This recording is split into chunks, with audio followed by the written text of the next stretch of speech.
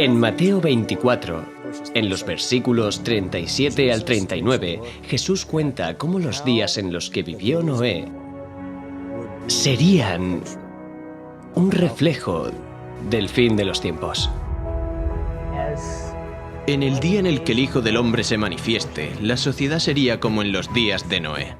Se cuenta cómo llevaban a cabo sus actividades diarias, se casaban, se daban en matrimonio, comían, bebían y no prestaban atención. A pesar de 120 años de predicación, no sabían que se avecinaba el diluvio. Así será el día, dice Dios, en que el Hijo del Hombre se manifieste. La historia se repite. Estoy seguro que el Señor está observando desde el cielo. Jesús dijo, como en los días de Noé, así será la venida del Hijo del Hombre. Y hoy lo estamos viendo en el mundo. La violencia en la tierra, el egoísmo, la egolatría están ahí. Creo que todo esto le parte el corazón a Dios. Quizá la lección práctica más importante que podemos aplicar en la actualidad es: ¿qué significa subirse al arca? Vivimos en el tiempo del juicio, vivimos en el ocaso de la historia del mundo. Estamos ante el umbral de la eternidad. Y la gente tiene que darse cuenta de que es un periodo fascinante, más que ningún otro en la historia. Porque el mundo está siendo puesto a prueba y ahora es cuando la gente tiene que prepararse para encontrarse con Dios.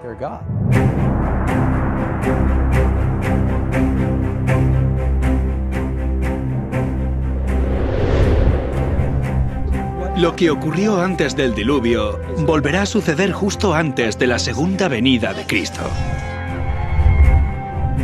Aquellos que no tienen una perspectiva, que no estudian el mensaje de las Escrituras, seguirán con su vida como hasta ahora y no verán venir el final. Soy Jeff Reich, director de Layman Ministries. Lo que ahora vas a presenciar no se parece a nada de lo que hayas visto antes. No solo vamos a investigar la historia del diluvio, también buscaremos las raíces de la evolución y cómo ha influido en la sociedad occidental. Y lo más importante, veremos cómo la historia de Noé ayuda a explicar las páginas de la profecía bíblica. Esta es la historia de Noé y el diluvio, como nunca antes la habías visto.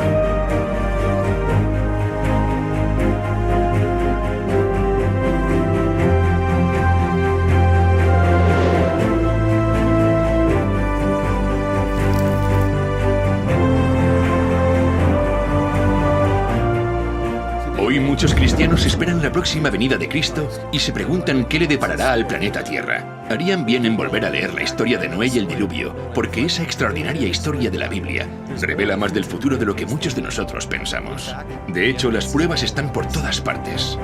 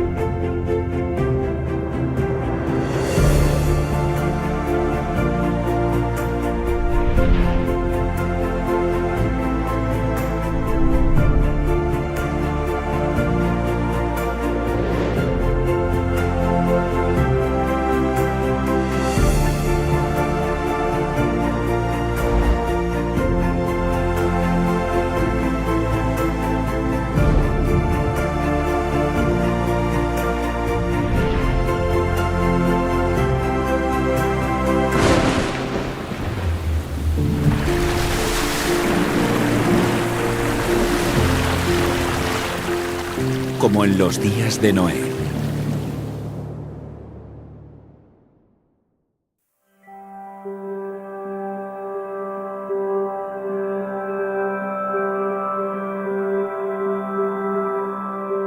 Dios es amor. Su naturaleza, su ley es amor. Siempre lo ha sido y siempre lo será.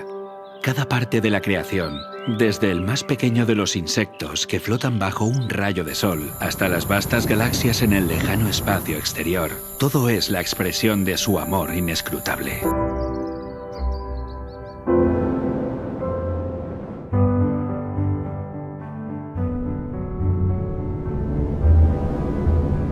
No cabe duda de que el mundo antes del diluvio hablaba del amor de Dios. Todo era absolutamente precioso. Su amor se expresaba en todo lo que se podía ver. Desde la forma de vida celular más pequeña al ser más complejo creado por él, Adán, todo era perfecto. Si pudiéramos viajar al pasado para saber cómo era el mundo antes del diluvio, pensaríamos que era prácticamente otro planeta. Abundaban los alimentos.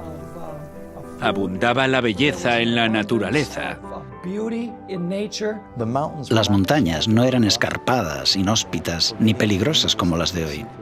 Eran majestuosas, suaves, onduladas, cubiertas por un manto de tierra y plagadas de todas las flores imaginables. Muchos creen que muchos animales y plantas se extinguieron entonces. No había frío extremo, ni calor extremo, ni climas áridos. El clima no era extremo. Y no había esas horribles tormentas que tenemos ahora. Los árboles estaban cubiertos de parras y pequeños zarcillos cargados de frutas que las envolvían en perfecto orden. En el Génesis se menciona cómo subía el agua. Era un vapor que regaba la tierra. El suelo se regaba por un sistema de riego automático. Según el capítulo 2 del Génesis, subía un vapor de la tierra. La lluvia era algo desconocido. Piedras preciosas, oro y plata abundaban en la superficie de la tierra. Describe un paraíso que, en muchos aspectos, era la biosfera perfecta que permitiría que tanto seres humanos como animales prosperaran. La esperanza de vida de las personas era muy larga, según la información que la Biblia nos da. Cuando Dios lo creó, dice, es bueno, bueno, muy bueno. Y frente a toda esa belleza, el hombre pecó. No tenía excusa, porque Dios ya le había provisto todo. Todo estaba en armonía. Y todo era perfecto. Resulta obvio que no vivimos en un mundo perfecto. De hecho, si consideramos que más del 70% de la Tierra está cubierta de agua, este planeta ni siquiera resulta demasiado acogedor para la vida humana. Además, hay lugares yermos y fríos, grandes desiertos, cordilleras. O bien fue así, o es que ocurrió algo que cambió fundamentalmente la superficie de la Tierra. El diluvio cambió por completo la geografía de la Tierra. Estos elementos rotos de la naturaleza nos revelan el verdadero horror del pecado. Y lo que vemos en nuestro mundo es la consecuencia de eso. El hombre empezó a buscar la felicidad en el egoísmo, el pecado y la maldad. Pero Dios, que es amor, dijo, aún quedan personas y deseo salvar a tantos como pueda. Voy a darles una advertencia. Si aún hay alguna posibilidad de redimirlos y acuden a mí, serán salvos. Y al crear el arca, creó un vehículo por el que podían salvarse. Y Noé era el mensajero de quien podían aprender. Dios nos está advirtiendo. Dios nos transmite mensajes proféticos. Darles la espalda será desastroso como lo fue en los días de Noé. La historia de Noé y el diluvio es en muchos aspectos una demostración literal de las profecías del Apocalipsis. Acompañadme a estudiar las profecías del Apocalipsis regresando a los días de Noé.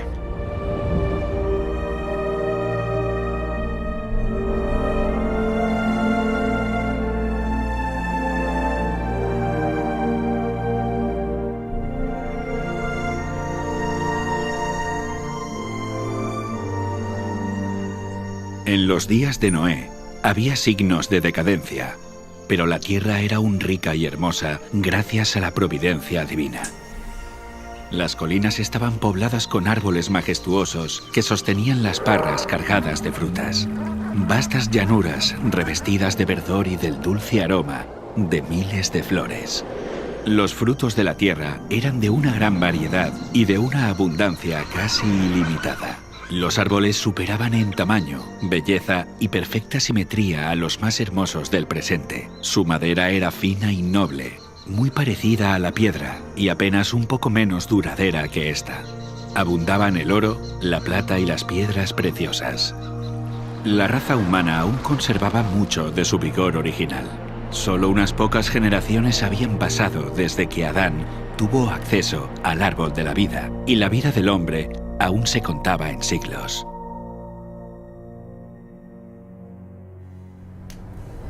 Si aquel pueblo longevo se hubiera dedicado al servicio de Dios, con su capacidad de hacer planes y ejecutarlos, habrían hecho del nombre de su creador un motivo de alabanza en la tierra y habrían cumplido el motivo por el cual Él les dio la vida. Pero no lo hizo. Había gigantes, hombres de gran estatura y fuerza, conocidos por su sabiduría, hábiles en la elaboración de las obras más maravillosas. Pero la culpa en que incurrieron al dar rienda suelta a su maldad fue proporcional a su destreza y habilidades mentales. A estos hombres antediluvianos, Dios los colmó de dones, pero usaron su ingenio para glorificarse a sí mismos y los transformaron en una maldición, al poner sus afectos en ellos mismos, en lugar de aquel que se los había dado. Utilizaban el oro, la plata, las piedras preciosas y las maderas selectas en la construcción de mansiones, y trataban de superarse unos a otros en el embellecimiento de sus moradas con las más hábiles obras del ingenio humano. Solo buscaban satisfacer los deseos de sus orgullosos corazones y se deleitaban en escenas de placer y maldad. Sin deseos de conocer a Dios, pronto negaron su existencia. Adoraban la naturaleza en lugar de al Dios de la naturaleza. Ensalzaron la inteligencia humana, adoraron el trabajo de sus manos y enseñaron a sus hijos a adorar a los ídolos. Construyeron altares a sus ídolos en los verdes campos y bajo la sombra de hermosos árboles. Arboledas extensas que conservaban su follaje durante todo el año eran dedicados al culto de dioses falsos. Estas arboledas estaban conectadas a hermosos jardines a través de largas y sinuosas avenidas, adornadas de árboles cargados de frutos y de toda clase de estatuas. Todo estaba provisto de aquello que agradara a los sentidos y fomentara los deseos sensuales del pueblo, y así inducirlo a participar del culto idólatra. Los idólatras de falsos dioses dotaron a sus deidades de atributos y pasiones humanas. Así, el modelo de carácter se degradó al nivel de la humanidad pecaminosa. Y vio Dios que la maldad de los hombres era mucha en la tierra, y que todo designio de los pensamientos del corazón eran de continuo solamente el mal. Y se corrompió la tierra delante de Dios, y estaba la tierra llena de violencia. Dios dio a los hombres los mandamientos como una ley de vida, pero violaron su ley, y el resultado fue todo pecado imaginable. La maldad de los hombres era abierta y temeraria, la justicia era pisoteada, y los gritos de los oprimidos llegaban al cielo. El mundo estaba en sus comienzos, pero la maldad se había hecho tan profunda y general que Dios no pudo soportarlo más. Y dijo: raeré de sobre la faz de la tierra a los hombres que he creado. Declaró que su espíritu no contendería para siempre con la humanidad culpable. Si no cesaban de contaminar con sus pecados el mundo entero y sus ricos tesoros, Él los borraría de su creación y destruiría todas las cosas que con tanto amor les había brindado. Acabaría con los animales del campo y la vegetación, que les suministraba abundante abastecimiento de alimentos, y transformaría la bella tierra en un vasto escenario de desolación y ruina.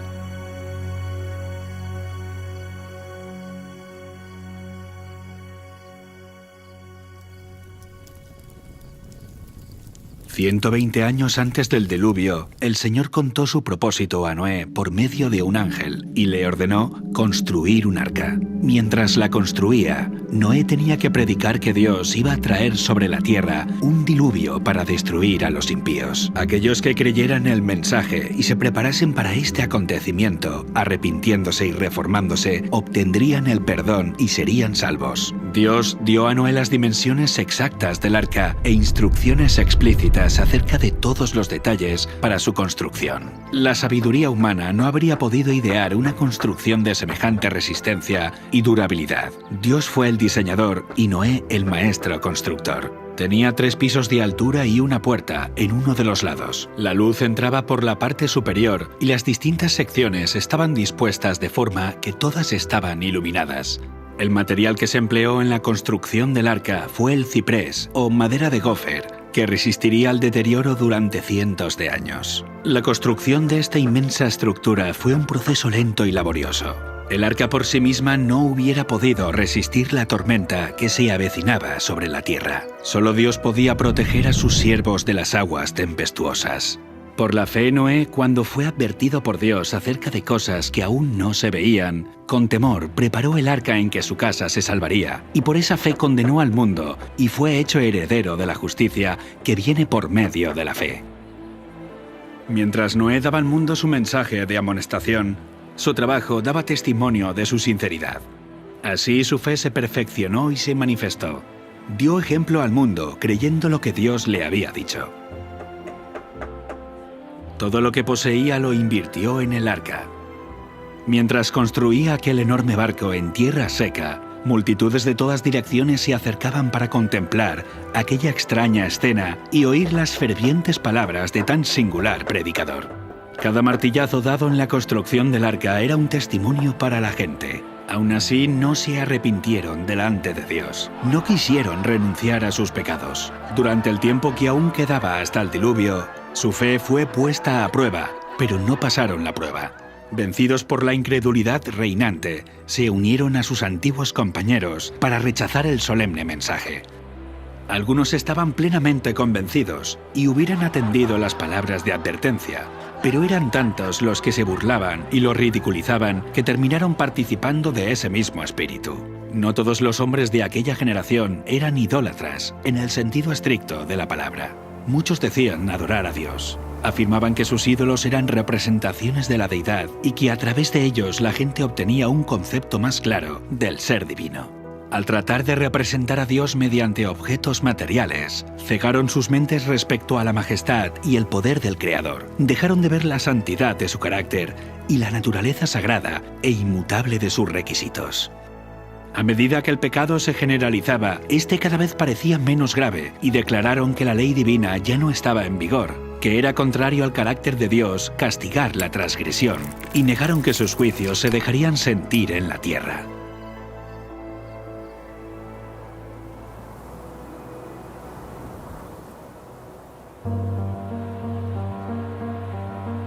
Si aquella generación hubiese cumplido la ley divina, los hombres habrían reconocido la voz de Dios en la advertencia de su siervo. Pero al rechazar la luz, sus mentes se volvieron tan ciegas que realmente creyeron que el mensaje de Noé era un delirio. No fueron las multitudes ni las mayorías las que se colocaron de parte de lo justo. El mundo estaba en contra de la justicia y las leyes de Dios, y Noé fue considerado un fanático. El mundo se reía de la locura del iluso anciano. En lugar de humillar sus corazones ante Dios, ellos persistieron en su desobediencia y maldad, como si Dios no les hubiera hablado a través de su siervo. Pero Noé se mantuvo como una roca en medio de la tempestad.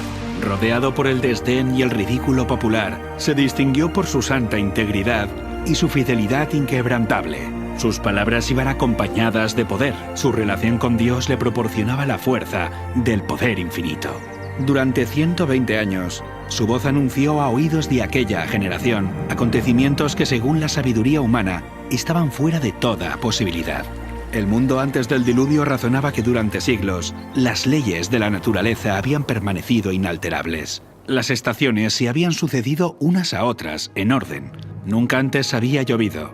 La tierra se había regado por una niebla o rocío. Pero con su obstinada resistencia a los reproches de la conciencia, aquella generación llenó la copa de su iniquidad y maduró para la destrucción. Su tiempo de gracia estaba a punto de concluir. Noé había seguido fielmente las instrucciones que había recibido de Dios. El arca se había terminado como el Señor había dictado, e hizo provisión de alimentos para hombres y animales. Y entonces el siervo de Dios hizo su última solemne súplica a la gente. Con anhelo indecible, les rogó que buscaran refugio mientras aún era posible encontrarlo.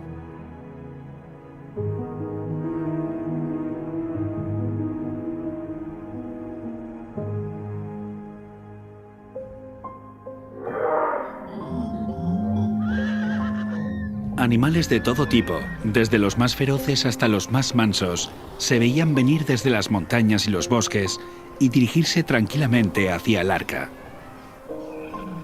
se oyó un ruido como de un fuerte viento, y he aquí los pájaros, que venían de todas direcciones en tal cantidad que oscurecieron los cielos. Entraban en el arca en perfecto orden. Los animales obedecían a Dios, mientras que los hombres no lo hacían. Guiados por santos ángeles, de dos en dos entraron con Noé en el arca, macho y hembra, como mandó Dios a Noé. Y los animales limpios, de 7 en 7. El mundo contemplaba maravillado, algunos hasta tenían miedo. Llamaron a los filósofos para que explicaran aquel extraño suceso, pero fue en vano. Era un misterio que no podían comprender. Dios ordenó a Noé: entra tú y toda tu casa en el arca, porque a ti he visto justo delante de mí en esta generación.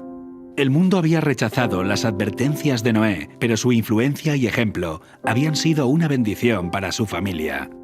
Como recompensa a su fidelidad e integridad, Dios salvó con él a todos los miembros de su familia.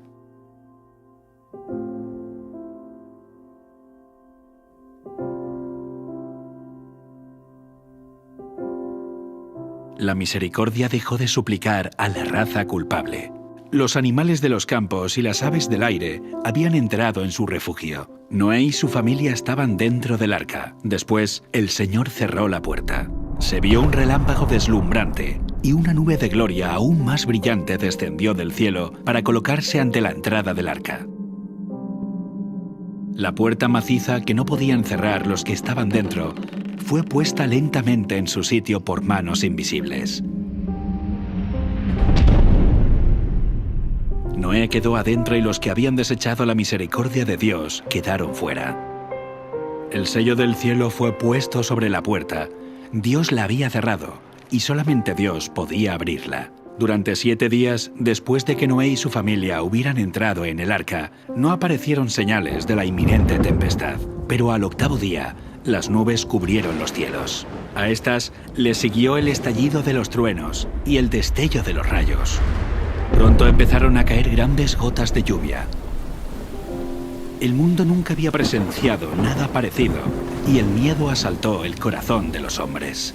Todos se preguntaban secretamente: ¿será posible que Noé tuviera razón y que el mundo esté condenado a la destrucción? El cielo se oscurecía cada vez más y la lluvia era más fuerte. Las bestias vagaban completamente aterrorizadas y sus aullidos discordantes parecían lamentar su propio destino y la suerte del hombre. Aquel día fueron rotas todas las fuentes del gran abismo y las cataratas de los cielos fueron abiertas. El agua se veía caer de las nubes como enormes cataratas. Los ríos se desbordaron de sus cauces e inundaron los valles. Torrentes de aguas brotaban de la tierra con fuerza indescriptible, arrojando al aire a decenas de metros rocas macizas que al caer se enterraban profundamente en el suelo. Los altares donde habían ofrecido sacrificios humanos fueron destruidos y los idólatras temblaron ante el poder del Dios vivo y comprendieron que la causa de su ruina fue su corrupción e idolatría. A medida que la violencia de la tempestad aumentaba, árboles, edificios, rocas y tierra fueron lanzados en todas direcciones. El terror de los hombres y los animales era indescriptible. Por encima del rugido de la tempestad podían escucharse los lamentos de un pueblo que había despreciado la autoridad de Dios. Muchos estaban frenéticos por el miedo y estiraban sus brazos hacia el arca, implorando que se les permitiera entrar. Pero sus súplicas fueron en vano. Se habían convencido que había un Dios en los cielos que lo gobierna todo. Algunos, en su desesperación, intentaron romper el arca para entrar en ella, pero la firme estructura resistió todos los embates. Otros se sujetaron al arca hasta que las embravecidas aguas los tiraron o se cayeron por la colisión con rocas y árboles. Todas las fibras de la maciza arca temblaban cuando era golpeada por los vientos inmisericordes, y una ola la arrojaba a la otra.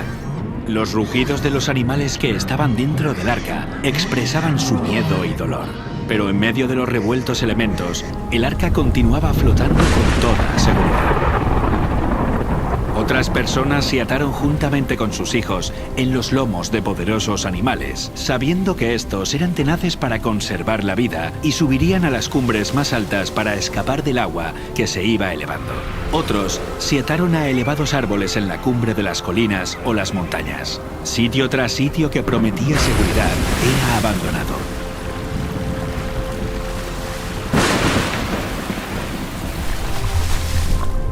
A medida que las aguas subían más y más, la gente huía a las elevadas montañas en busca de refugio. En muchos lugares, hombres y animales luchaban por el mismo sitio, hasta que ambos eran barridos por la furia del agua. Desde las cimas más altas, los hombres contemplaban un enorme océano sin costas. Las solemnes advertencias del siervo de Dios ya no eran objeto de ridículo y mofa. ¿Cuánto habrían deseado los pecadores condenados recuperar la oportunidad que habían dejado escapar? ¿Cómo rogaban que se les concediera una hora más de gracia, otra manifestación de misericordia, otra invitación de los labios de Noé? Pero ya no escucharían más la dulce voz de la misericordia. El amor, no menor que la justicia, exigía que los juicios de Dios pusieran fin al pecado. Las aguas vengadoras barrieron el último refugio, y los que habían despreciado a Dios murieron en las oscuras profundidades. Por la palabra de Dios, el mundo de entonces pareció anegado en agua. Pero los cielos y la tierra que existen ahora están reservados por la misma palabra, guardados para el fuego en el día del juicio y de la perdición de los hombres impíos. Otra tormenta está por venir, y el pecado y los pecadores serán destruidos. Dios es amor. Aún así hay un límite de tiempo para soportar la maldad. Vimos que Dios envió una inundación de agua para limpiar la maldad de aquella época. Pero nos queda una pregunta. ¿Podría haber habido una catástrofe mundial sin que hubiera dejado evidencias de que realmente ocurrió? El diluvio universal es más que una historia en un libro. Está escrita en la tierra. Y estas evidencias físicas permanecen como testigos y son un aviso para nosotros. Comencemos investigando el juicio.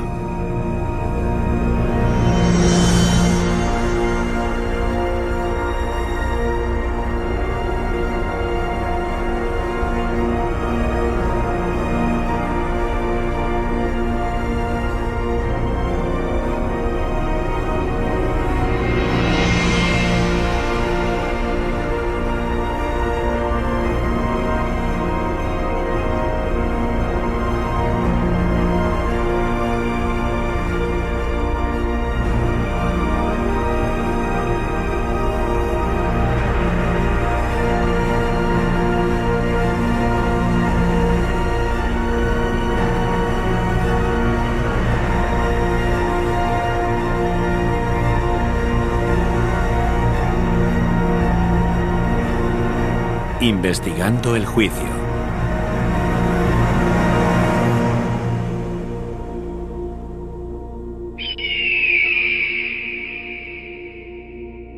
Una de las características únicas y más hermosas del Gran Cañón son los estratos sedimentarios de diferentes colores que están en las paredes del cañón a lo largo de kilómetros. Estos niveles están formados por roca caliza y arenisca, que es lo que genera ese arco iris en las rocas. Es una de las cosas que hace que el Gran Cañón nos parezca tan bonito cuando lo contemplamos. Pero estos estratos no son únicos del Gran Cañón, aunque nos dan una gran pista acerca de cómo se formó. Los estratos rocosos que vemos en la Tierra por todas partes, por lo general están en capas. Casi todas las rocas sedimentarias están depositadas por el agua. Vemos que los estratos de roca están formados por turbiditas. Los materiales de arrastre, junto con la sucesión de catástrofes, provocarían una acción turbidítica y el depósito de estos sedimentos. El agua trae lodo o arena o materiales más duros, los lleva y los deposita en un estrato. Así es como se forman las típicas rocas que vemos en la columna estratigráfica. Hay diferentes tipos de sedimentos que terminan formando estratos de rocas, cada uno con un aspecto muy diferente entre sí, uno encima del otro. Pero la cuestión es, ¿cuánto tiempo pasó desde la formación de uno de estos estratos hasta el siguiente? La tendencia general es creer que a lo largo de millones de años, el océano avanzó sobre el continente, depositó una capa de sedimentos y luego se retiró, dejando el suelo seco otra vez. En este periodo seco, que habría durado decenas de millones de años, este sedimento habría sido expuesto a los elementos del clima y la erosión. Si la capa no se cubre lo suficientemente rápido, suceden muchas cosas. Las plantas crecen, las raíces la atraviesan, los animales quedan enterrados, las corrientes de agua abren canales y galerías. No se mantiene intacta. Decenas de millones de años de acción atmosférica y erosión generarían una gran cantidad de irregularidades entre estos dos estratos, como por ejemplo colinas y valles, pero no es lo que vemos. Hay poca variación entre estos niveles. Son muy planas. Y el tiempo que debe pasar entre un estrato y otro, supuestamente, podría ser de 10 millones de años, de 15 millones, hasta de 150 millones de años, como se puede ver en cierto lugar del Gran Cañón, en los depósitos del Gran Cañón. Habría mucha erosión.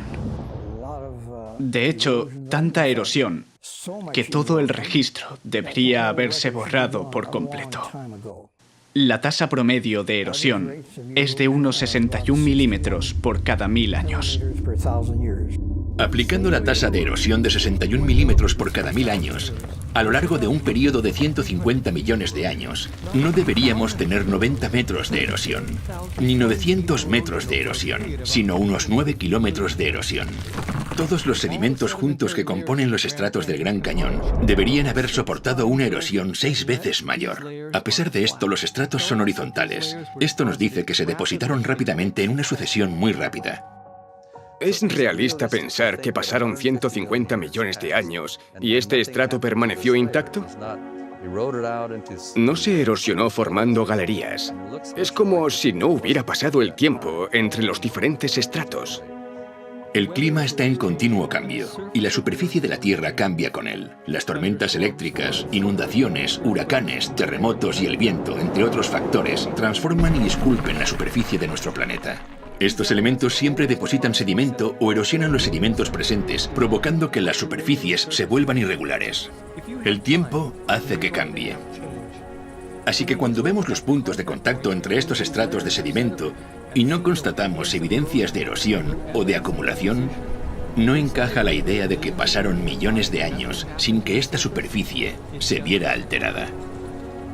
Estos estratos son de turbidita, que generalmente se ordenan de partículas gruesas a finas, lo que desafía los principios uniformistas. Esto confirma que los materiales se depositaron muy rápido. Cuando hay un espacio de 100 millones de años, tendríamos que tener una erosión de varios kilómetros. Sin embargo, el estrato es horizontal. Si se hubiera formado durante mucho tiempo, tendríamos que ver una erosión irregular entre estratos. La falta de erosión confirma que se trata de un periodo de tiempo corto, no uno largo. La horizontalidad de los estratos nos habla de un pasado completamente diferente. Y este es el tipo de información que encontramos en el diluvio del Génesis. No podemos ver la erosión de millones de años porque nunca existieron. Esto es lo que las rocas nos cuentan. Pero la erosión no es lo único que falta. De hecho, tampoco aparecen capas enteras de sedimento que representan millones de años.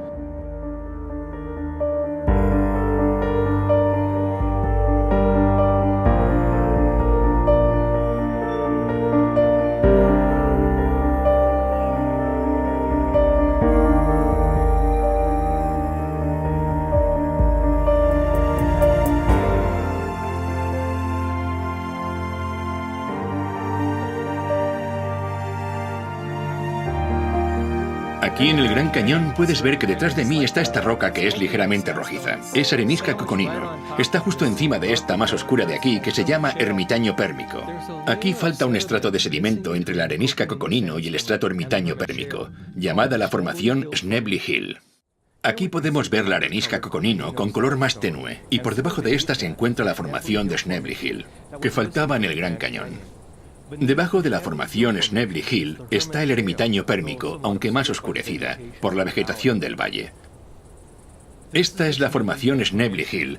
Son más de 240 metros de roca, que corresponderían a 6 millones de años. Y el problema que tiene la ciencia es que no puede quitar ese estrato de piedra, porque en la mente del geólogo moderno, cada estrato está asociado a un periodo de tiempo.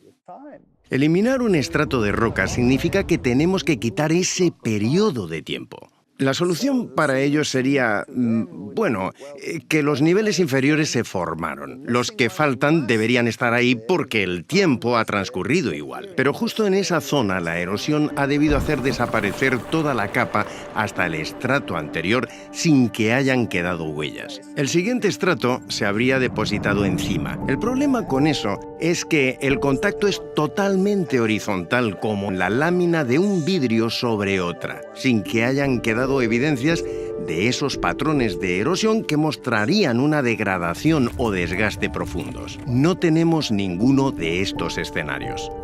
¿Por qué las grandes eras geológicas son un desafío? Porque no hay evidencias de erosión. La formación de Snebly Hill no se encuentra entre estos dos estratos y no hay ninguna evidencia de erosión. Esto nos dice que apenas pasó tiempo entre la formación de estos estratos y que se depositaron rápidamente en un evento catastrófico. Por esta razón, no encontramos la formación de Snebly Hill entre estos estratos del Gran Cañón, y volvemos a constatar esto mismo a tan solo 144 kilómetros de aquí.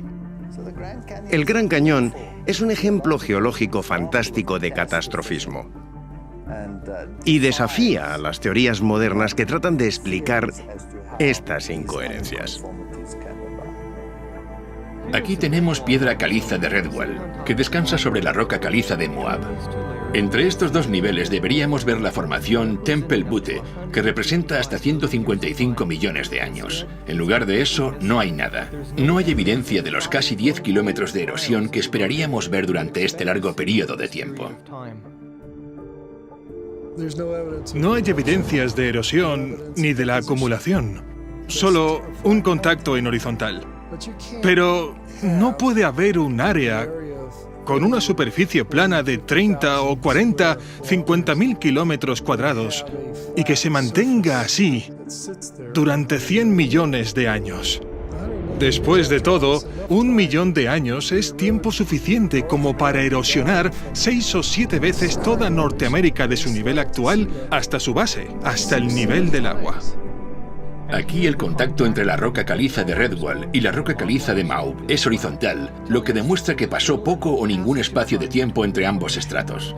Los 150 millones de años que faltan entre estos dos estratos no se corresponden con la columna estratigráfica. Por esta razón, los servicios del parque han colocado una señal que confirma esta inconsistencia. Hemos visto solo unos pocos ejemplos de estas incoherencias, y en ninguna de ellas hubo ni erosión ni acumulación durante los supuestos periodos de millones de años. Este es un problema serio para los evolucionistas, pero no es nada en comparación con la llamada Gran Discordancia, un vacío de tiempo de más de 1.000 millones de años. Y adivina qué, el contacto entre estos dos estratos es plano, igual que los otros estratos. Es interesante que cuando descendemos al nivel del río Colorado, encontramos lo que se llama el período precámbrico. El material volcánico que se encuentra ahí es bastante duro y está muy mezclado. Por encima de este encontramos sedimentos del Cámbrico, que están depositados sobre este. Estos están mucho más organizados. Es un estrato encima del otro. Soy plenamente consciente de la gran discordancia, del Gran Cañón, entre el Precámbrico y el Cámbrico. No pasa inadvertida. Está presente todo el tiempo.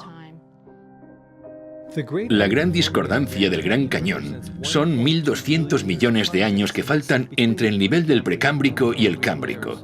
Durante este tiempo deberíamos observar 72 kilómetros de erosión irregular. Esto es tiempo suficiente como para erosionar los 40 kilómetros de la corteza terrestre 2 veces. Pero el nivel cámbrico yace horizontal sobre el nivel precámbrico. Y de nuevo el punto de contacto entre ambos es horizontal, lo que nos dice que la acumulación de estos estratos no es el resultado de 1.200 millones de años de erosión, sino la evidencia empírica de una catástrofe ocasionada por una amplia superficie de agua en un periodo de tiempo muy corto. En el nivel cámbrico, las cosas cambian de repente. La mayoría de las divisiones o filos de animales aparecen de pronto en el nivel cámbrico. No son solo especies aisladas, sino filos enteros aparecen de repente. Eso es asombroso. Un filo es una categoría muy amplia de animales. Por ejemplo, el filo molusca comprende desde todos los caracoles y las babosas hasta los calamares y pulpos, y todos estos animales pertenecen a este grupo. ¿Aparecieron simultáneamente? ¿Al mismo tiempo? Esto no deja mucho margen para los lentos procesos evolutivos. Aquí hay un problema grave para la evolución. Los evolucionistas son conscientes de ello y lo llaman la explosión cámbrica. La explosión cámbrica es el período de los estratos cámbricos donde tenemos registros fósiles de animales totalmente formados. Estos fósiles totalmente formados nos aportan los datos para nuestra investigación. Como el nivel precámbrico no contiene fósiles de animales, filos o especies intermedias, nos hace pensar en el origen de las especies como una serie de pasos evolutivos interconectados. Es solo una teoría. ¿Qué nos muestra? ¿Son pruebas de la evolución? Difícilmente. Son pruebas de la creación. Este nivel precámbrico llamado roca basal solo contiene fósiles de organismos unicelulares y algunas criaturas de cuerpo blando como gusanos y medusas. Esto encaja con el registro bíblico porque antes del diluvio no había patrones de clima severos o grandes catástrofes que enterraran o fosilizaran animales más grandes. Sin embargo, el nivel cámbrico que está inmediatamente por encima de esta es el primer nivel sedimentario que se depositó durante el diluvio. Es por eso que vemos que es aquí donde aparecen de pronto los animales, filos completamente formados. No hay evidencias de especies intermedias o lentos procesos evolutivos, porque esto nunca sucedió.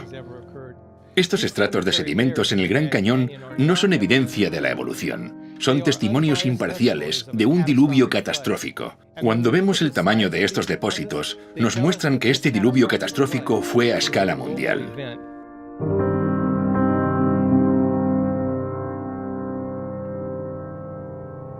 El Gran Cañón está ahí, y en los márgenes se pueden ver los estratos. Pero todos esos estratos de cientos de kilómetros que van hasta Arizona, Utah y Wyoming y Montana hasta Canadá son los mismos estratos. La arenisca Tapiz que se encuentra en el fondo del Gran Cañón fue la primera capa que depositó el diluvio.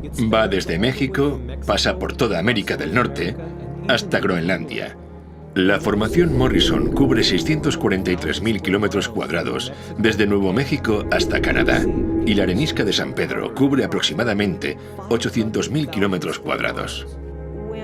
Cuando pensé en cómo estos estratos estaban dispuestos, todos están en horizontal. No hay interrupciones entre ellos. No es solo que los estratos se asentaron rápido, sino que entre uno y otro no hubo millones de años de erosión. La ausencia de la erosión entre los estratos sedimentarios en el Gran Cañón muestra que se depositaron rápidamente a consecuencia de una catástrofe. Pero además, el hecho de que estos estratos se extiendan cientos de kilómetros atravesando varios estados hasta Canadá muestra que la magnitud de la catástrofe fue mucho mayor de lo que el mundo haya experimentado en la actualidad.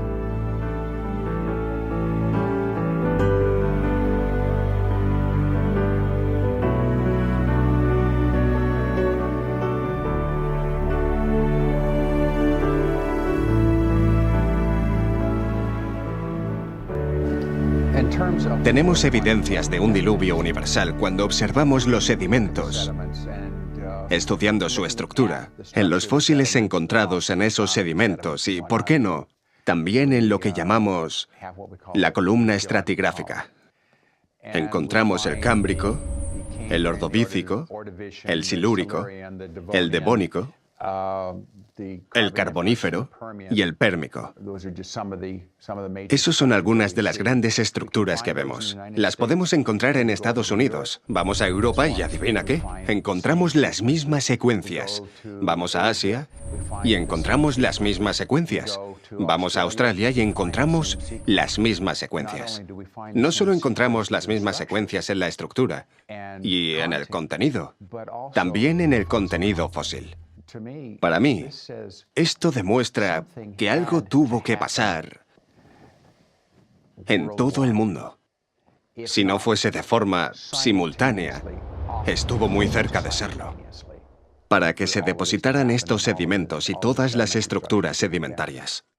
Intento centrarme en las cosas que se han registrado y nos han ayudado a darnos cuenta del aspecto universal del diluvio.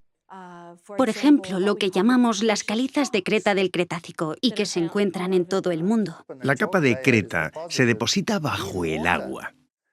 Se forma a partir de los esqueletos de carbonato de calcio de foraminíferos, que son organismos marinos.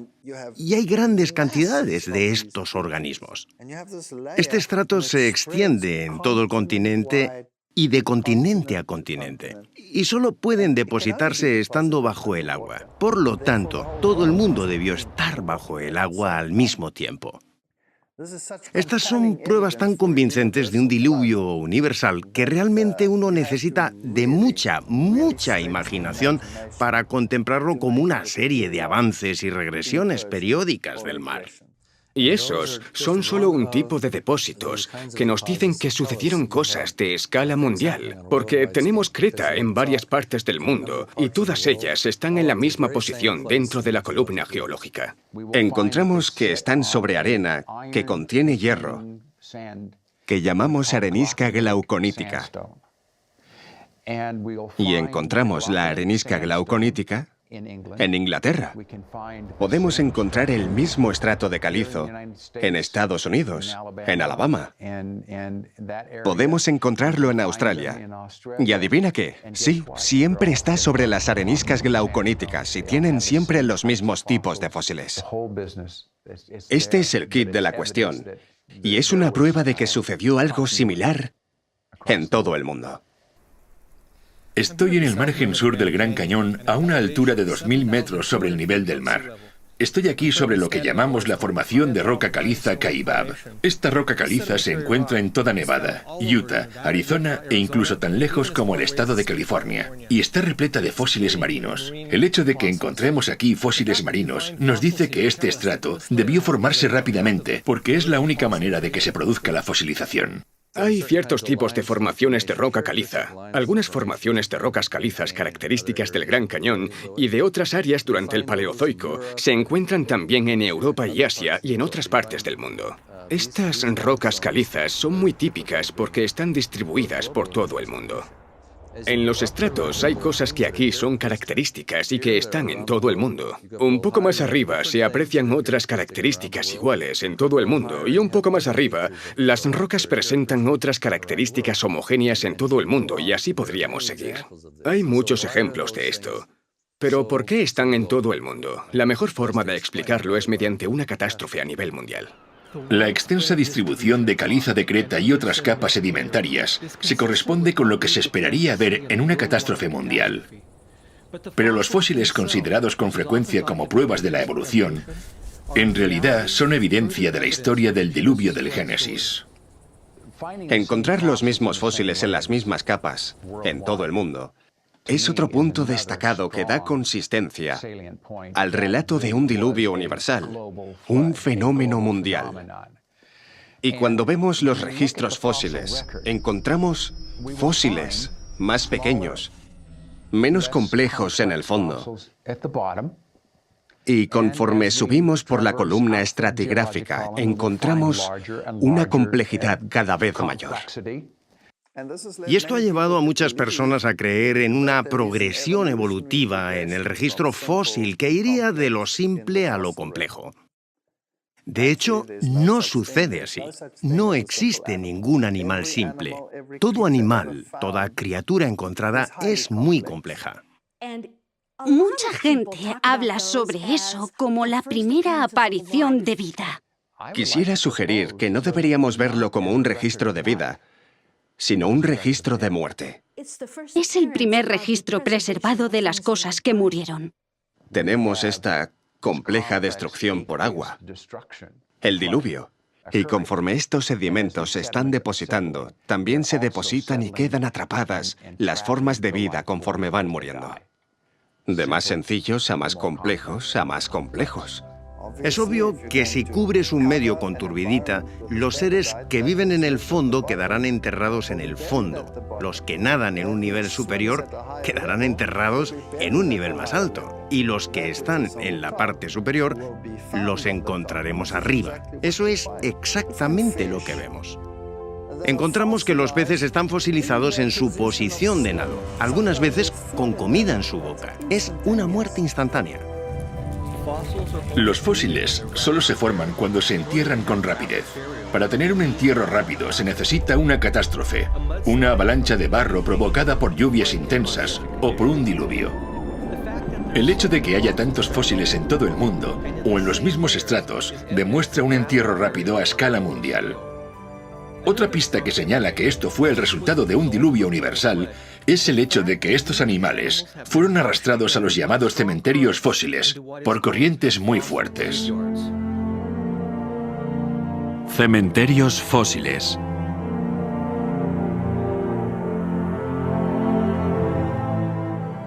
Los cementerios fósiles son algo con lo que la mayoría de las personas no están familiarizadas. Están asociadas a una mortandad masiva.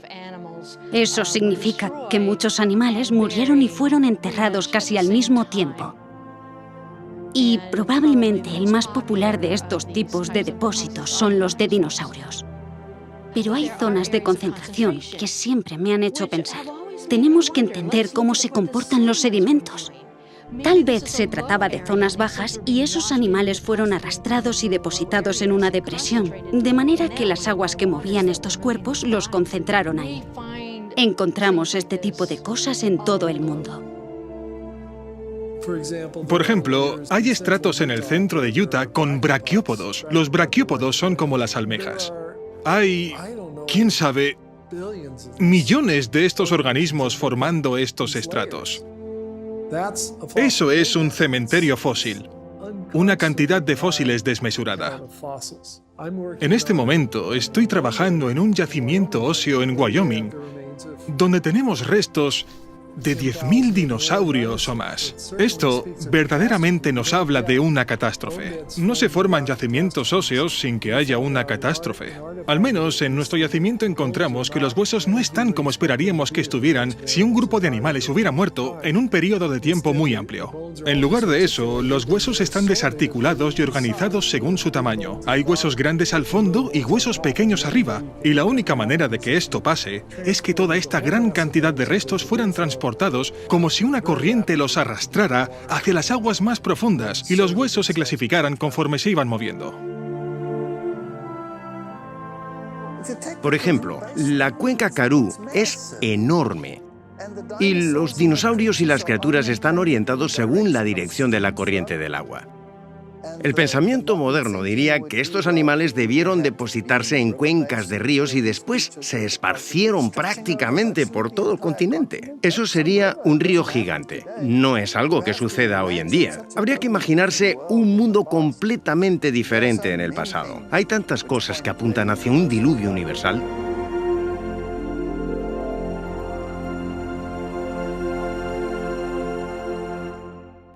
Las violentas fuerzas del diluvio arrastraron miles de animales a zonas donde se fosilizaron después. Sin embargo, en otras condiciones, los mismos restos de animales se convirtieron en carbón. El carbón aparece por una gran cantidad de plantas que se depositaron todas juntas y se compactaron y cambiaron su estructura química en carbón. Los depósitos de carbón pueden ser muy extensos, pueden ser pequeños, aunque un solo depósito puede llegar hasta 300 metros de espesor. Lo encontramos en estas vetas finas, con la base y la parte de arriba muy definidas, que no es la forma en la que crecen las plantas. Parece como si hubieran sido transportadas. Fueron evidentemente depositadas por el agua. Se encuentran organismos marinos en yacimientos de carbón que están situados en tierra. Esto desmiente cualquier historia que contradiga el relato bíblico. Encontramos grandes cantidades de carbón. En Wyoming tenemos millones y millones de toneladas de carbón. En Australia tenemos millones y millones de toneladas de carbón. En Europa tenemos, también en Pensilvania, y estos son solo algunos ejemplos. Cubren miles de kilómetros cuadrados y todos estos depósitos de carbón son del mismo tipo, en la misma posición dentro de la columna estratigráfica que se extiende hasta Europa y Rusia, y así podríamos continuar. La extensa distribución de estos depósitos de carbón es de escala mundial. Independientemente de su ubicación, estos depósitos de carbón también están en la misma posición en la columna estratigráfica, lo que demuestra que se depositaron al mismo tiempo. Por lo tanto, es lógico concluir que la formación de estos depósitos de carbón son el resultado de una catástrofe provocada por agua que sucedió a escala mundial, más o menos al mismo tiempo. Se estima que se necesitan de 600 a 900 centímetros de vegetación para formar 30 centímetros de carbón. Algunos depósitos de carbón tienen más de 30 metros de espesor, lo que requeriría más de 60 o 90 metros de vegetación cubriendo un área de decenas de miles de kilómetros cuadrados. Cuando los científicos ven la cantidad de carbón que tenemos en la Tierra hoy en día, se dan cuenta de que no hay forma de que la vegetación del planeta pudiera cubrir esa cantidad de carbón. Y estoy de acuerdo con eso. La diferencia es que ellos creen que el carbón es el resultado de la acumulación de millones de años de vegetación. Pero la Biblia nos dice que la Tierra antes del diluvio era un planeta verde y exuberante. No es imposible que el carbón venga de la vegetación existente antes del diluvio. Muchos científicos creen que cuando se formó el firmamento, la Tierra estaba sometida a poco más de 2 atmósferas de presión. Estas 2 atmósferas de presión generarían un crecimiento muy abundante. Donde ahora vemos vastos desiertos, cordilleras y continentes helados, hubo una vez, antes del diluvio, tierra fértil y vastos bosques como nunca hemos visto. Encontramos grandes cantidades de petróleo en los desiertos del Medio Oriente, vestigios de sus antiguos paisajes verdes. Los científicos encontraron en los testigos perforados en la Antártica que el continente antes era un bosque tropical cubierto de palmeras. Los vastos bosques enterrados en la Tierra durante el diluvio y que después se han transformado en carbón y petróleo, forman los extensos yacimientos que vemos hoy en día. Estas son solo algunas de las muchas evidencias que testifican el amor de Dios por el hombre, mediante la creación de un planeta verde y exuberante, y que fue destruido por una catástrofe mundial ocasionada por el agua tal y como la Biblia lo registra. El diluvio es un evento que concuerda con lo que vemos en geología, en términos de una creación de Dios en solo 6 días hace unos pocos miles de años, tal y como la Biblia lo describe.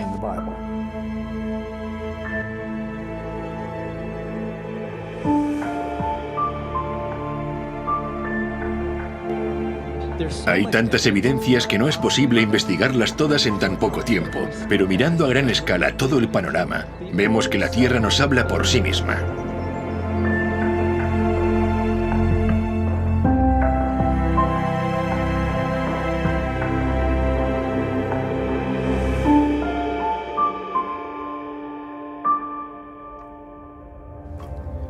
Hemos visto cómo no hay erosión entre los diferentes niveles de estratos horizontales del Gran Cañón, lo cual nos dice que estas capas se depositaron rápidamente y no a lo largo de millones de años.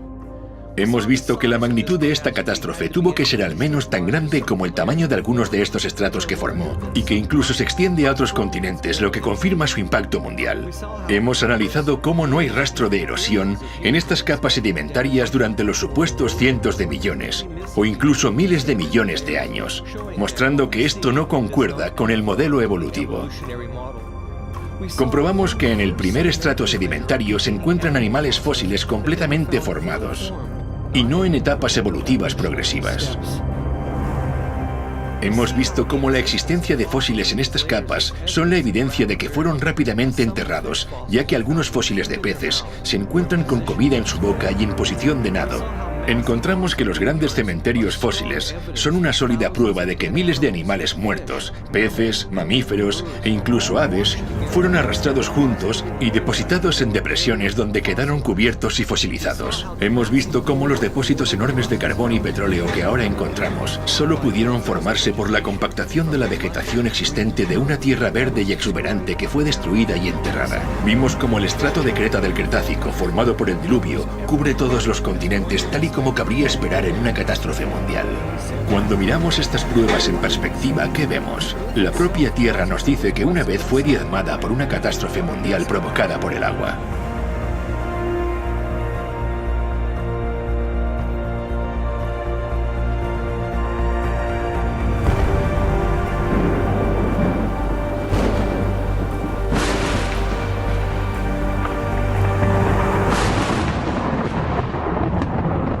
o habla a la tierra y ella te enseñará. Los peces del mar te lo declararán también. ¿Qué cosa de todas estas no entiende que la mano de Jehová la hizo? Si el mundo está lleno de evidencias, ¿por qué por algunas de las mentes más brillantes de la comunidad científica rechazan la historia del diluvio tal y como se encuentra en la Biblia? Os daré una pista. Es algo que poco tiene que ver con las evidencias.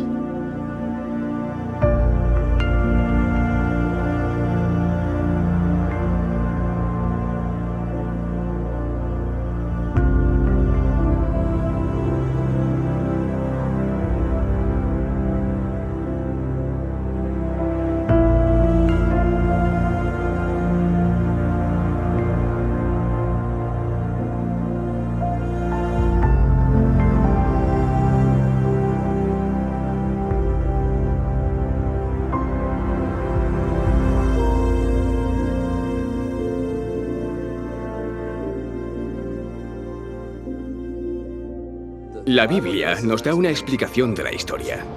Cuando la Tierra y la vida fueron creadas perfectas, pero todo cambió por culpa del pecado. Si eso es verdad, ¿por qué tantos científicos se oponen radicalmente a este punto de vista? La razón tiene más relación con la forma de ver el mundo que con las evidencias. Dejar a un lado las creencias religiosas no resuelve el problema. El prejuicio no es un problema religioso, es un problema humano. No importa lo que profesemos, tanto si yo digo que soy cristiano y rechazo la biología evolutiva, como si soy un evolucionista y rechazo el cristianismo, o si me encuentro confundido en algún punto intermedio. En cualquier caso, todo lo que hacemos, todo lo que vemos, todo lo que decimos y comprendemos, nuestra visión del mundo, cómo formulamos nuestras ideas, nuestros pensamientos a partir de lo que vemos y conocemos del mundo alrededor de nosotros, se ven afectados inalterable e inevitablemente por estas dos visiones. La visión del mundo tiene una fuerte influencia en lo que percibimos y el tipo de preguntas que nos hacemos. Si tu interpretación de los datos está limitada por tu forma de ver el mundo, es obvio que vas a reducir el tipo de conclusiones a considerar. Así que, por ejemplo, cuando tienes una visión del mundo materialista y observas las células, estas máquinas moleculares increíbles que yo tanto disfruto estudiando, o la información registrada en el ADN, hay ciertas teorías que puedes considerar a partir de los datos recogidos. Pero si eres un materialista, ninguna de tus teorías te van a sugerir que una mente inteligente escribió esa información en el ADN. Esa teoría no está permitida. La evolución contradice las leyes de la física. Todo se transforma de un nivel superior a uno inferior. Siempre hay una regresión, nunca sucede al revés. Es la ley de la termodinámica, y la vida desafía la ley de la termodinámica. Así que tenemos una teoría que básicamente viola cada una de las leyes de la física y aún así es una de las teorías más reconocidas e incluso está protegida por la legislación. Es increíble. La ciencia se define como una exploración sistemática que construye y organiza el conocimiento en forma de explicaciones comprobables y predicciones sobre el universo. El problema que tiene la evolución es que sus explicaciones no se pueden comprobar. La evolución necesita que algo que no está vivo pueda por sí mismo crear algo vivo. Este misterioso suceso no se ha observado en ningún lugar de la naturaleza ni en un laboratorio y por lo tanto no sigue el método científico, así que no puede establecerse como un hecho científico. Toda la vida se compone de ADN, una forma muy compleja de organizar la información. La razón por la que los procesos naturales no pueden ni nunca producirán vida es porque los procesos naturales no generan ni organizan información.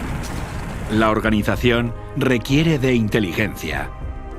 Donde vemos evidencia de organización, vemos evidencia de Dios. Por lo tanto, la revelación más suprema que el estudio de la ciencia y del mundo natural puede otorgarle a la humanidad es el descubrimiento de lo sobrenatural. A pesar de esto, el prejuicio del orgullo humano y el empeño del hombre por mantener una visión del mundo sin Dios influye en nuestros tribunales e instituciones educativas que hasta la fecha ordenan por ley que se enseñe la evolución como un hecho infalible. La gente me pregunta, ¿por qué la ciencia parece estar cada vez más segura de mantener una explicación evolucionista sobre el origen de la vida? ¿Es porque tenemos más datos? No, en realidad no es eso. Es porque esa visión del mundo nos da confianza, nos atrae cada vez más, y pienso que en parte se debe a las batallas políticas sobre lo que tiene que enseñarse en las escuelas públicas. Cuando dicen que tienes que enseñar eso, entonces básicamente lo que están diciendo, en mi opinión personal, es que todos los profesores tienen que mentir, porque tienen que proclamar esa teoría que es una hipótesis de la ciencia moderna. Cuando hay otras teorías que explican mejor lo que vemos y que están excluidas. Si expusieran a los estudiantes ambas teorías para que pudieran compararlas y elegir, sería justo. Pero la forma en la que se está haciendo ahora está fuera de toda lógica. En los libros de texto no se habla de Dios, ni en los libros de texto científicos, ni en los artículos científicos. Dios no aparece. Pero, ¿y si Dios existe? Así no hay forma de encontrar la verdad. De esa forma, la visión del mundo limita las cosas. Una de las cosas que realmente aprecio de la visión bíblica del mundo y que adoptan los cristianos es que es liberadora. No podemos decir que toda la realidad es solamente lo que podemos ver físicamente. No hay nada que nos diga que esa es la única realidad. Prefiero un enfoque más amplio. Incluyamos a Dios dentro de las posibilidades y volvamos a mirar las evidencias científicas. Las evidencias científicas apuntan a Dios. Cuando alguien dice, bueno, no me voy a involucrar con la religión o con la Biblia porque no es ciencia, creo que está siendo innecesariamente limitado y elimina la posibilidad de investigar algo que puede ser real.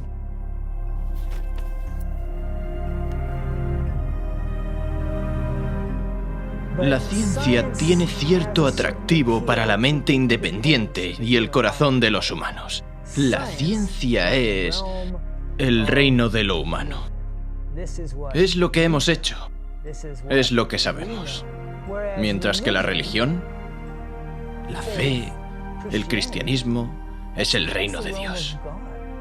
Pienso que el principal impedimento para aceptar la historia bíblica de los orígenes son las consecuencias que conlleva aceptarlo.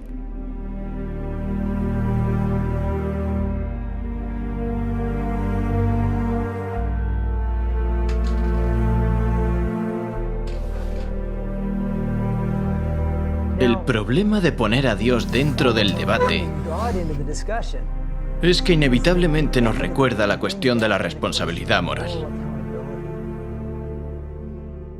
Decir que hay moralidad en el paradigma evolutivo es engañarse a uno mismo. No puedes creer en un ser supremo y otros seres inferiores sin que esa relación tenga que definirse de alguna manera. Intuitivamente, reconocemos que esa es la ley moral. Es posible que no nos sintamos bien cuando somos examinados bajo esa luz. Así que para escapar del concepto de juicio, para escapar de la responsabilidad moral, hay una tendencia natural a querer olvidar al Creador. En consecuencia, cosas como la historia del diluvio, las pruebas que aún son visibles en la Tierra, son cosas para las que, a veces subconscientemente, nos gusta encontrar una explicación alternativa. Nos sentimos cómodos escapando de la idea de responsabilidad moral.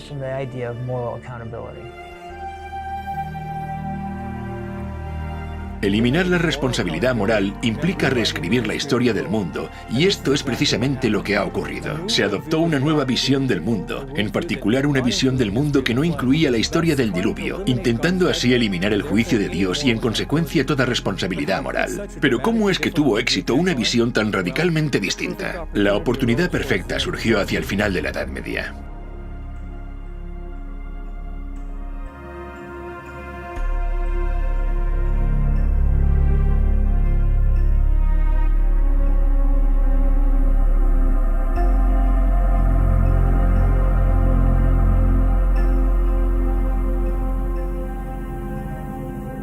Cuando miramos la cultura popular de nuestros días, la historia del diluvio no es algo que generalmente se acepte como literal. Así que es muy fácil decir que nadie cree en eso. Bueno, eso nos lleva a preguntarnos, ¿qué pasó con los últimos miles de años? Y la respuesta es, todo el mundo cree en eso. De hecho, la historia del diluvio universal se ha escrito en todas las épocas, en las culturas de todo el mundo. Todas las culturas tienen la historia de un diluvio. Todas enseñan lecciones sobre esta historia. En cada cultura las lecciones son diferentes, pero lo creían. ¿Por qué no lo creemos ahora? A veces los estudiantes me preguntan cómo la ciencia llegó a tener el punto de vista que tiene ahora, que niega los milagros y tiene una fuerte reticencia a creer en la creación. Para comprender eso tenemos que ir a la historia. Nuestra sociedad ha estado sometida bajo toda una estructura de pensamiento intelectual fabricada y dirigida a desacreditar la historia del diluvio, la historia del mundo y la historia de la creación.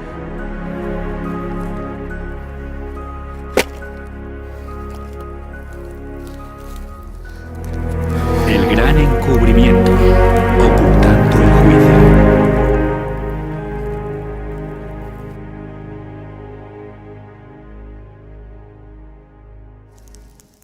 Toda la superficie de la Tierra ha cambiado a consecuencia de una catástrofe provocada por el agua. Y estas evidencias tan abrumadoras no pueden borrarse ni eliminarse. Así que en las mentes de los que rechazan la historia del diluvio, necesitan reinterpretarse. Y así es como pasó.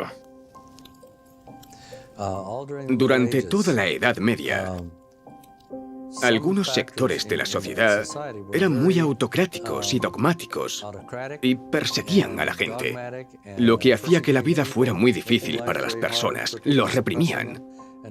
¿Y quiénes hacían eso? Bueno, eran los gobiernos y la Iglesia. Una de las cosas que el hombre más desea obtener es el dominio sobre el hombre. Durante el periodo medieval, la Iglesia era la que gobernaba el mundo. Durante el medievo, a lo largo de un periodo de 1500 años, la Iglesia Católica dominó en toda Europa. Mantuvo este dominio casi universal de forma inflexible. Durante los últimos 1500 años, uno de los escenarios de conflicto con la Iglesia Católica a la hora de desarrollar la libertad de pensamiento fue el campo de la ciencia. Son bien conocidas las historias de científicos que tuvieron conflictos con la Iglesia. Desde Galileo, pasando por Newton, Copérnico hasta Francis Bacon. Probablemente Galileo sea el más famoso. Promovió el heliocentrismo. El Sol era el centro y todos los pequeños planetas dando vueltas. Pero a la Iglesia no le gustó por diferentes ideas filosóficas. Poner la Tierra como el centro era importante desde el punto de vista filosófico. Era una marca de perfección en la creación de Dios. Y no fue popular la idea de que la Tierra no estaba donde se suponía que estaba y que los otros planetas no daban vueltas en círculos perfectos. La Inquisición llamó a Galileo, lo puso bajo arresto domiciliario, lo amenazó con severos castigos, posiblemente la muerte.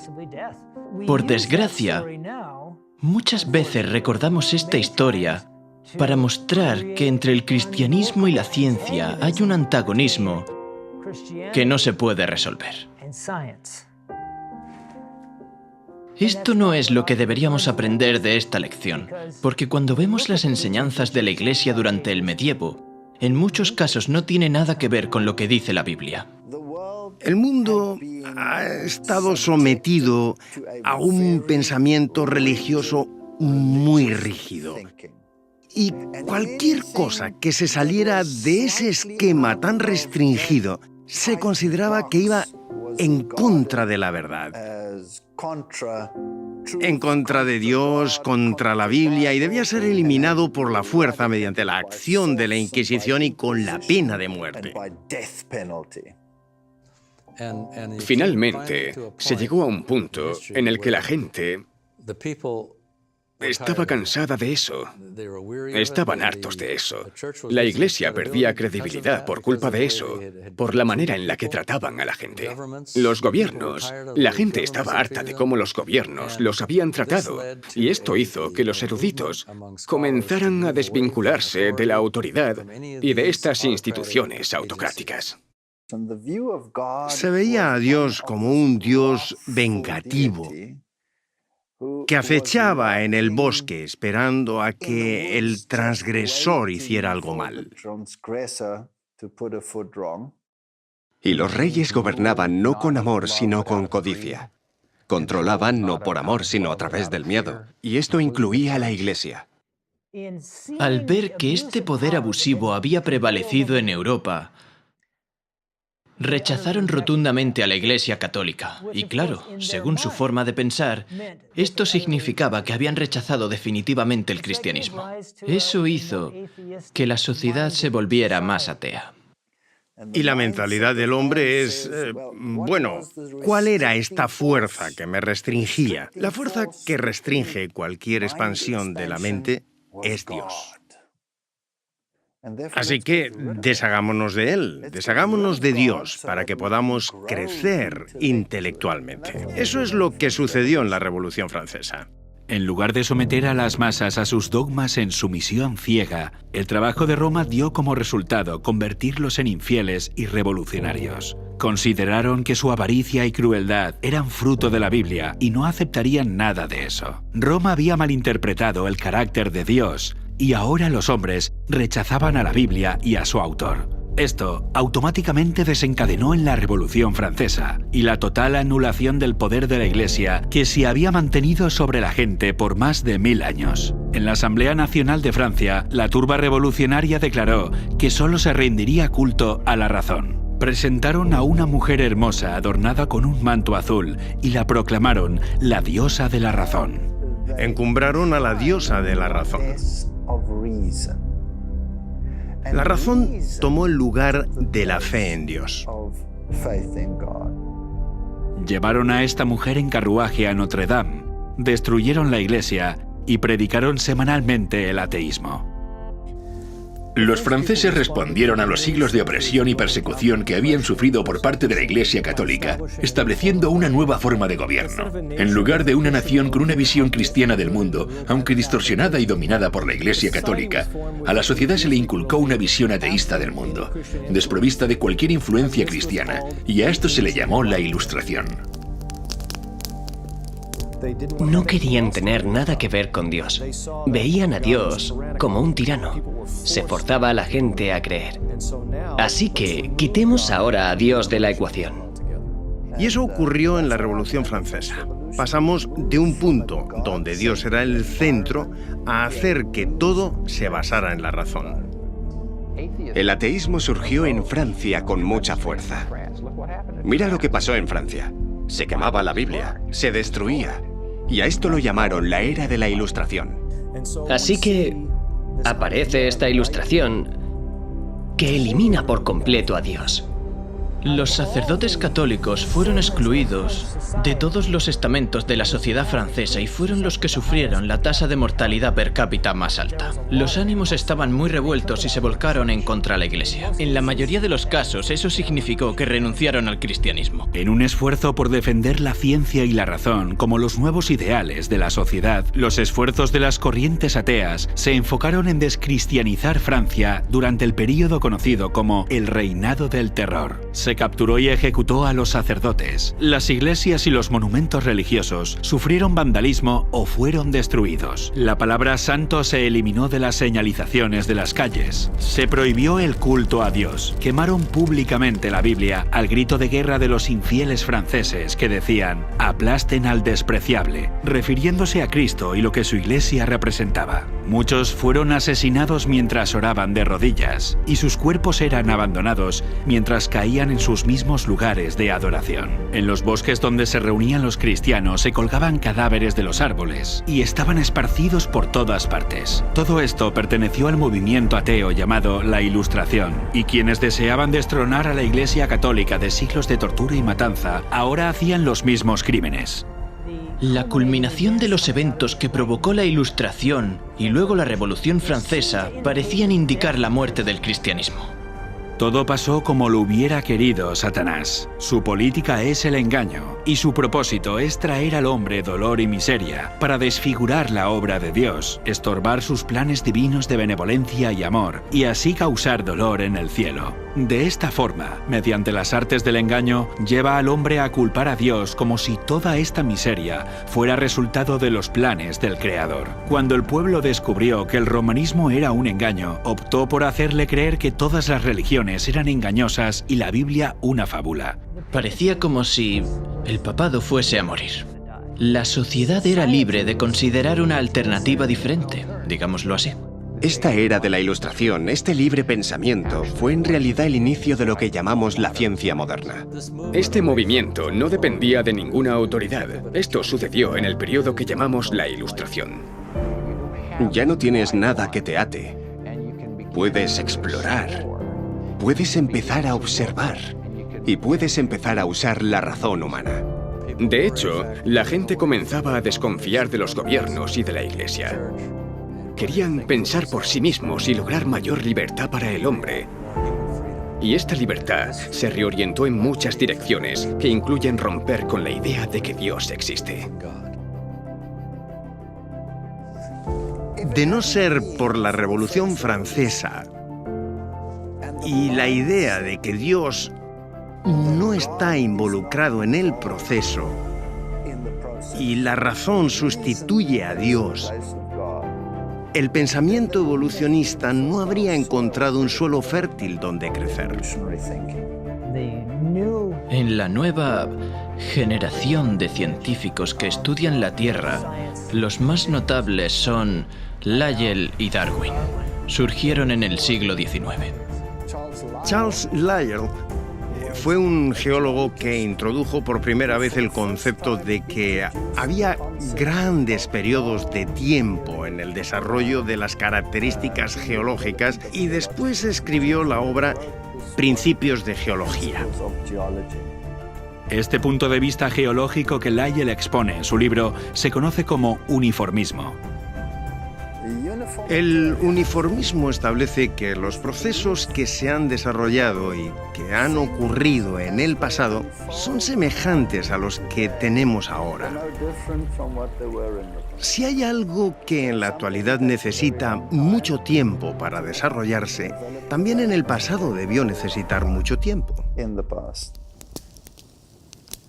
El uniformismo es en lo que se basan para hablar de millones de años tan importantes para la teoría evolucionista. La aceptación generalizada del principio uniformista ya se predijo en la Biblia como una de las razones principales para que en el tiempo del fin la gente niegue tanto la creación como el diluvio universal. En los postreros días vendrán burladores, andando según sus propias concupiscencias, y diciendo, ¿dónde está la promesa de su advenimiento? Porque desde el día en que los padres durmieron, todas las cosas permanecen así como desde el principio de la creación. Es por eso que el uniformismo enseña que todas las cosas han seguido con el mismo ritmo desde el principio.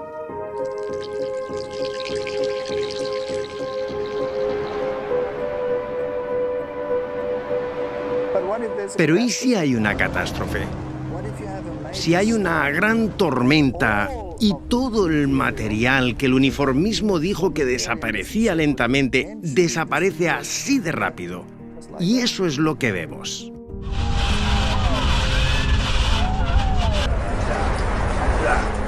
La percepción de que las cosas permanecieron iguales desde el comienzo de la creación es una filosofía que Dios advirtió que caracterizaría el sistema de creencias en los últimos días, y se nos advierte que esta actitud llevaría a las personas a ignorar voluntariamente que el mundo de entonces pereció anegado en agua. La profecía dice que ignoran voluntariamente, lo que significa que serían reacios a considerar toda evidencia acerca del diluvio. Y es precisamente así como Charles Lyell describió su punto de vista. Cuando Lyell escribió sobre los fósiles dijo: no podemos explicar su posición actual a causa de un diluvio universal. Aborrezco profundamente a los más grandes académicos, los principios en los que construyeron sus fundamentos en el aire y que todo se basa en un milagro. Como naturalista, Charles Lyell rechazaba todos los milagros como una forma de explicación, pero no fueron sus observaciones científicas las que le llevaron a esta conclusión. Fue el compromiso con su propia visión del mundo. Él reveló sus prejuicios contra la historia del diluvio bíblico cuando escribió en una carta que la nueva interpretación de las eras geológicas liberarán la ciencia de Moisés. Estas ideas pasaron de Charles Lyell a un joven estudiante universitario de 22 años, Charles Darwin. Cuando se comisionó a Charles Darwin para viajar en el Beagle, uno de los libros con los que viajó fue el libro de Charles Lyell, Principios de Geología. Iba leyendo esta información y llega a las Islas Galápagos y ve estos pinzones. Y estos pinzones eran tan variados que entonces se le ocurre que obviamente estos pinzones han tenido que evolucionar de una sola pareja que llegó a las islas y todas las variedades evolucionaron a partir de ese momento. Y resulta que los planteamientos geológicos encajan con esto. Esto debió haber tomado su tiempo. Y las ideas de Lyell empiezan a calar. Entonces piensa, si esta variedad que veo aquí se desarrolló y cambió con el tiempo mediante la selección natural, entonces Dios no creó nada. Charles utilizó las ideas de Lyell sobre las grandes eras geológicas y las aplicó a la biología. De esta forma dio a la evolución algo de lo que antes carecía, un mecanismo científico con el cual operar. A Darwin se le ocurrió una nueva teoría, la de la selección natural, y fue un bombazo. Eso fue lo que le dio credibilidad. Ahora hemos encontrado un mecanismo que puede explicar este cambio a lo largo de grandes periodos de tiempo. Más adelante, Darwin se convirtió en un amigo cercano de Lyell y algunos dicen que fue la persona que más influyó en la vida de Darwin. Darwin opinó sobre la visión de Lyell acerca del diluvio y dijo: Lyell está convencido de que ha conseguido hacer temblar la fe en el diluvio con mucha más eficacia sin haber dicho palabra en contra de la Biblia que si lo hubiera hecho de otra forma. A mediados del siglo XIX, las cosas empezaron a cambiar. Hacia finales de ese mismo siglo, la comunidad científica empezó a excluir a Dios de sus interpretaciones. Ahora, Dios había sido expulsado del abanico de explicaciones de la comunidad científica. He aquí solamente esto he hallado, que Dios hizo al hombre recto, pero ellos buscaron muchas perversiones. La teoría de la evolución se ha convertido en el fundamento de nuestra sociedad en todo el mundo, y los resultados catastróficos de esta creencia pueden verse en todas partes, en la negación de la responsabilidad moral, en la negación de Dios y por lo tanto, en la negación del diluvio. Pero la evolución, más que ninguna otra creencia, ha llevado a la sociedad a un nivel de maldad como el que existía en los días de Noé.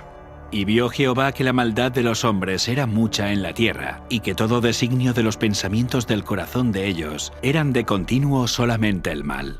Crueles y malos, así es como Dios definió los pensamientos del hombre antes del diluvio. Esto se aplica aún más a nosotros cuando consideramos lo que la Biblia tiene que decir sobre los pensamientos de los malvados. El malo, por la altivez de su rostro, no busca a Dios. No hay Dios en ninguno de sus pensamientos. Cuando la Biblia dice que no hay lugar para Dios en sus pensamientos, lo que está diciendo es que Dios está totalmente ausente en su mente. En los días de Noé había mucha maldad en la tierra. Era una sociedad sin Dios que no le buscaba ni tampoco pensaba en él. Con esto en mente podemos ver el total cumplimiento de la profecía de Jesús, tal como sucedió en los días de Noé. Así será el día en que el Hijo del Hombre se manifieste.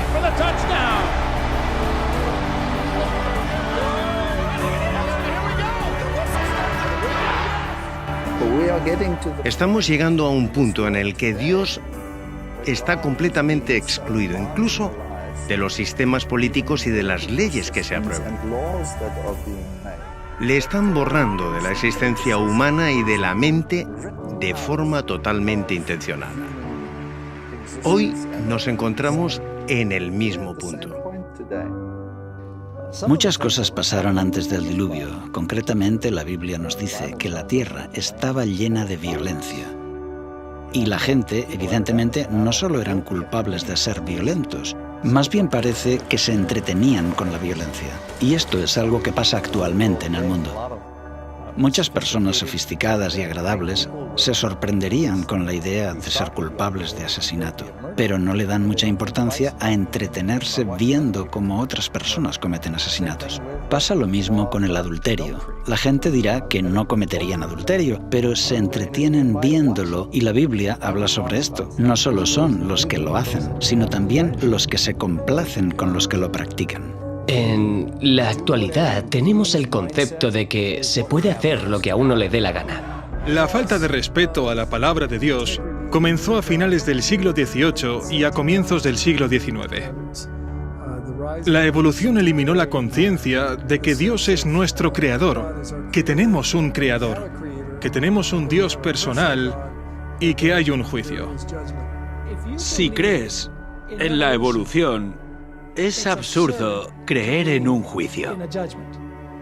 Pero si no creemos que en el pasado Dios provocó el diluvio, ¿por qué voy a creer que Él va a destruir el mundo con fuego?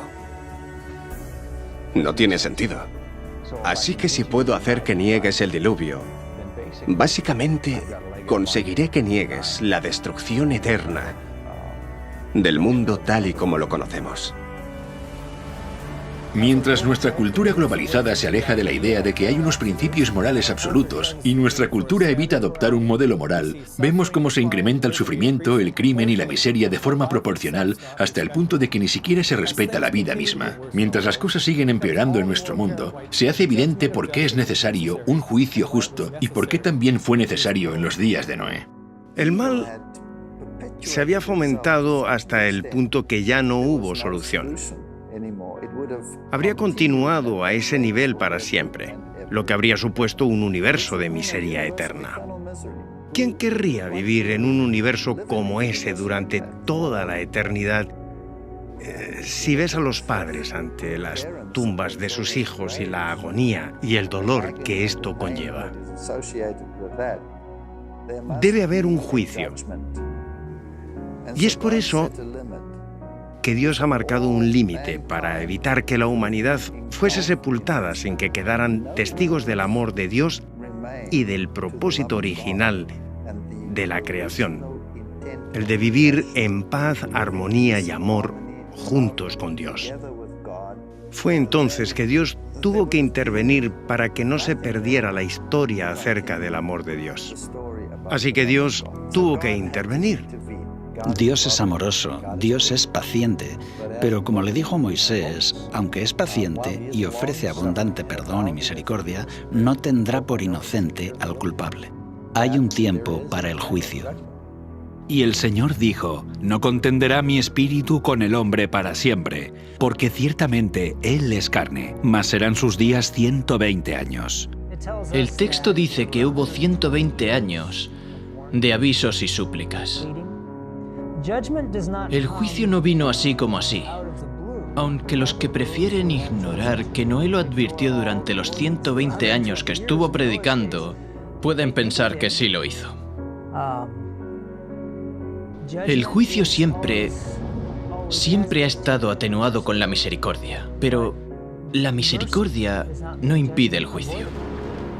Llegará el momento cuando la lluvia caerá. Y Él destruyó el mundo con un diluvio.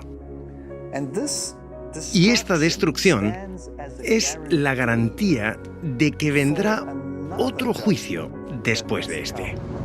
Y la Biblia dice que el siguiente juicio será por fuego. Y no vendrá en forma de diluvio de nuevo. Puede haber inundaciones intermitentes, pero el juicio final será por fuego.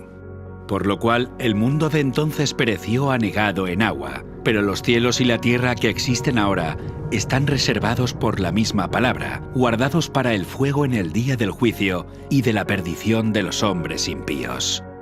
En los días de Noé, el mundo fue bautizado por agua. Segunda de Pedro 3 dice que cuando el Señor regrese, será bautizado con fuego. Después de esto, Él hará un cielo nuevo y una tierra nueva. Podemos decir que después del bautismo por agua en los días de Noé, la tierra nació de nuevo. Pero Dios protegió a Noé y a su familia. En la segunda venida también habrá un bautismo de fuego y Dios protegerá a su pueblo. El mismo mensaje que tenemos en el libro de Génesis se predicará de nuevo en el tiempo del fin.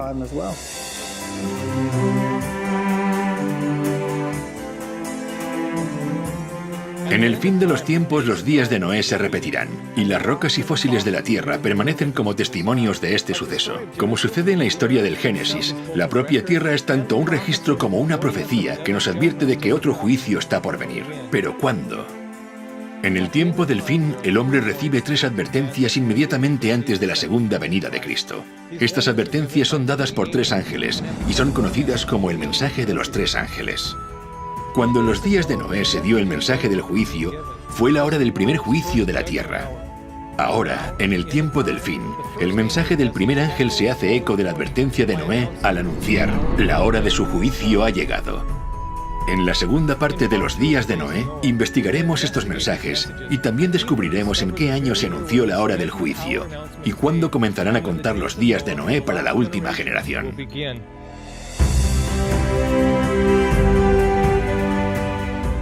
La historia del arca es prácticamente un paralelo al mensaje de los 3 ángeles. El mensaje de los 3 ángeles de Apocalipsis 14 son el último mensaje de Dios al mundo. Es un mensaje sobre el fin del tiempo y es un mensaje que prepara al mundo para la venida de Cristo.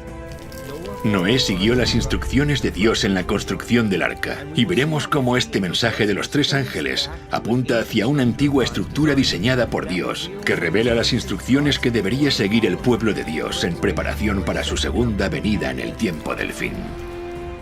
El mensaje del primer ángel nos dirige hacia la verdad. El mensaje del segundo ángel nos muestra la falsificación. Y el mensaje del tercer ángel dice: elige. Y Noé exhortó a que la gente decidiera. Así que, decide. Haz tu elección, pero debes saber que esta decisión es definitiva. La hora del juicio viene. Hace tiempo que la gente está siendo advertida, porque Dios ama al hombre y quiere salvarlo. Dios volverá a ver la maldad del hombre y dirá que los pensamientos de su corazón y su mente son de continuo solamente el mal, y Él traerá de nuevo el juicio. Este es un mensaje de advertencia, es un mensaje de amor, pero también es un mensaje que avisa de un juicio inminente.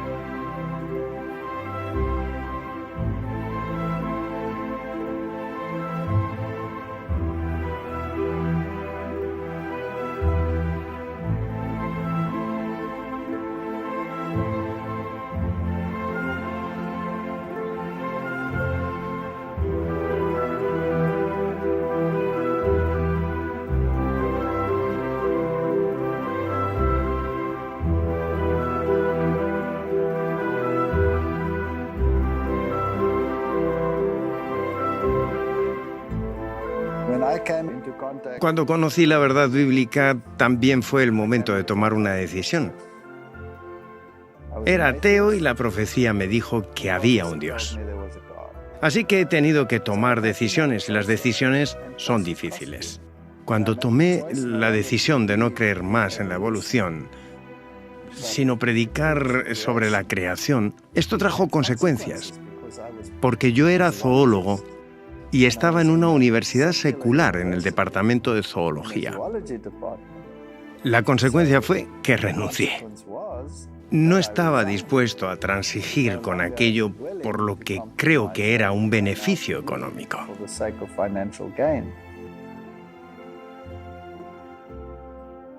¿Sabes? Para mí hay muchas cosas que dan valor y solemnidad a la historia del diluvio. Una de ellas es que tú no puedes esperar a que el mensaje se haga popular. Si realmente necesitas aceptar la verdad, no importa lo que está haciendo el resto del mundo. Alguien dijo una vez que una idea tonta sigue siendo una idea tonta aunque millones de personas la crean. Y aunque Noé representaba a una minoría, ahora está claro que estaba en lo correcto. Y Dios cuida a las personas que siguen firmes aunque la verdad no sea popular. Mi fe cristiana no depende de la ciencia que practico. Aún así, uno no puede evitar preguntarse, si Dios es el autor de ambas, ¿no deberían entonces coincidir? ¿Por qué no coincide el mundo natural con la explicación bíblica? Estoy deseando ver cómo hacemos ciencia de calidad y avances en relación a nuestro conocimiento del mundo, usando la Biblia como punto de partida. Esto me ha motivado y ciertamente ha hecho crecer mi confianza en la palabra de Dios. Y doy gracias por eso.